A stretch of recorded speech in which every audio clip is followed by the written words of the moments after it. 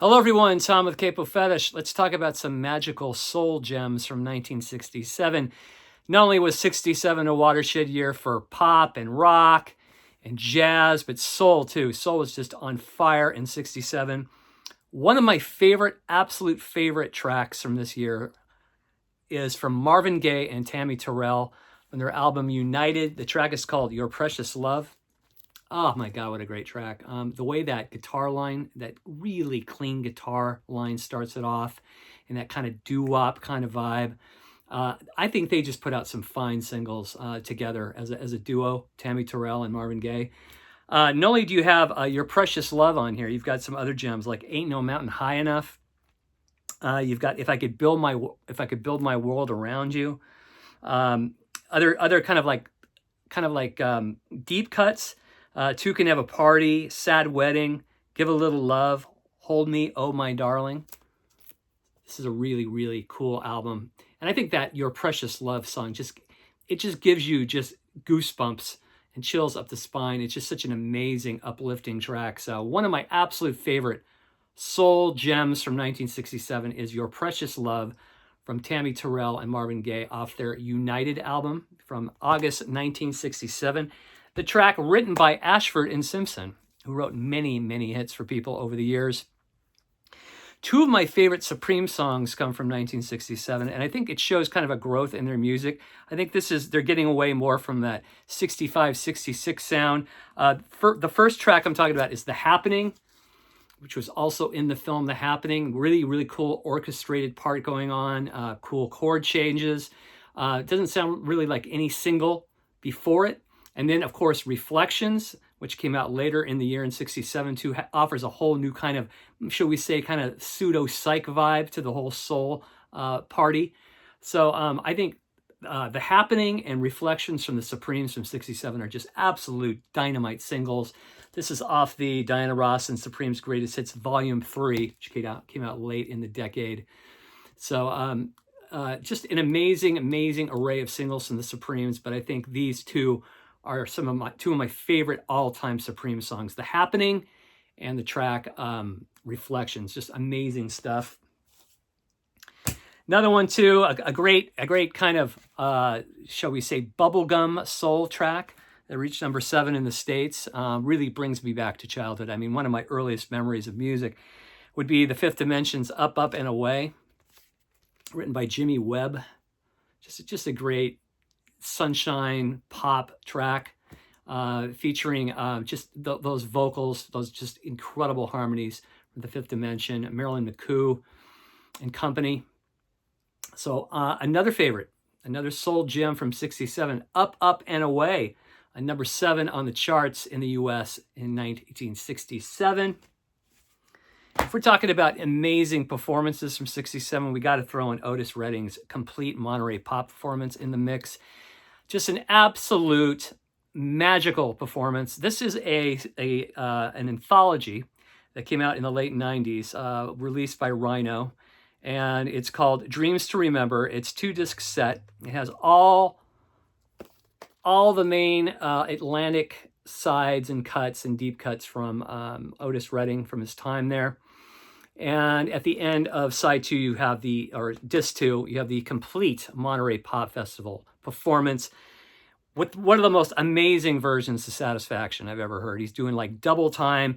He's making up his own lyrics by the second verse. It doesn't matter. It's cooking. You got Duck Dunn on bass and Steve Cropper, and you've got Booker T and Al Jackson. They're just cooking on this performance.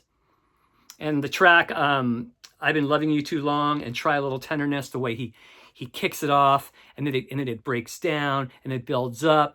It's just making the crowd just go absolutely bonkers. Just one of those like once in a lifetime performances. Just amazing stuff. Monterey Pop Festival. Otis Redding from June 1967. He was the last one on Saturday night, and pretty much blew the crowd away.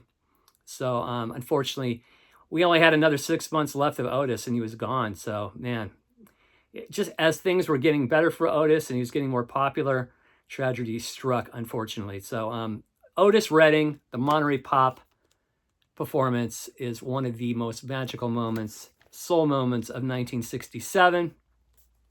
By the way, this is offered, this particular performance is offered in many configurations. It's on this, it's on the Monterey Pop Festival box set, other Otis Redding compilations. So this is just the one I'm offering up today. Another just great album, and some just fantastic standalone singles. It's the Four Tops album Reach Out from summer of '67.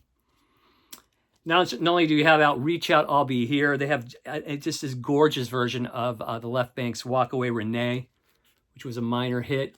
You also have Bernadette on here, Standing in the Shadows of Love. They do a version of Cherish by the Association. Even do a version of Last Train to Clarksville by the Monkees. This is just fantastic. Levi Stubbs' voice, just one of the all-time great soul vocals.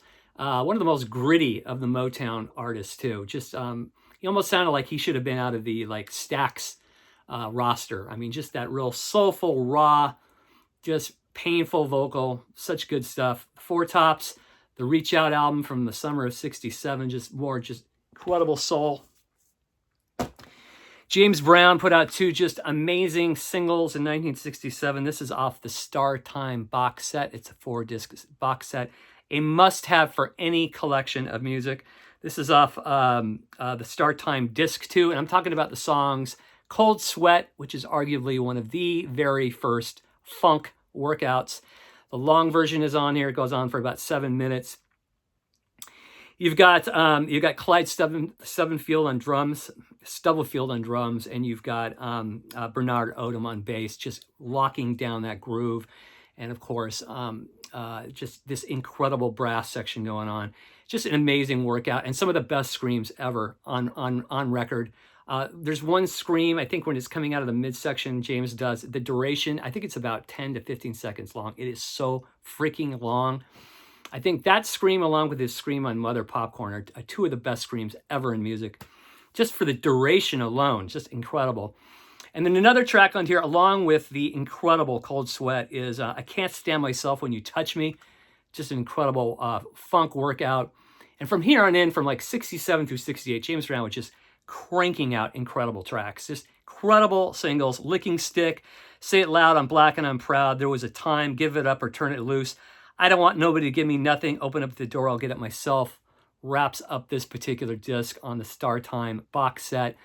And even disc 3 even surpasses disc 2, starting off with Mother Popcorn. So I think 67, 68 for James Brown was just an absolute, a golden time for music from the hardest working man in show business. Just amazing stuff. Cold Sweat and I Can't Stand Myself When You Touch Me, both from 67 from James Brown, from the Star Time box set. A guy we lost earlier in the year, had really unique voice, unique talent, was Brenton Wood. This is off his album Baby You Got It from 67. I'm talking about the track Gimme a Little Sign. Kind of bubblegumish soul, but really infectious, and I love his vocal. And this one came in at, I think it was almost a top 5 in August of 67. But just another personal favorite of mine here. Grew up with this track, grew up with the single when I was a child. Give Me a Little Sign, Brenton Wood, from the album Baby You Got It from 67. Now, before Aretha Franklin signed to Atlantic Records, she was on Columbia for a while, and everything she touched on Columbia didn't really do much. Some of the singles were Rough Lover and I Surrender Dear. This is an early single here from Aretha Franklin when she was on Columbia. And I have a few more here. Today I Sing the Blues by Aretha Franklin, another flop single on Columbia.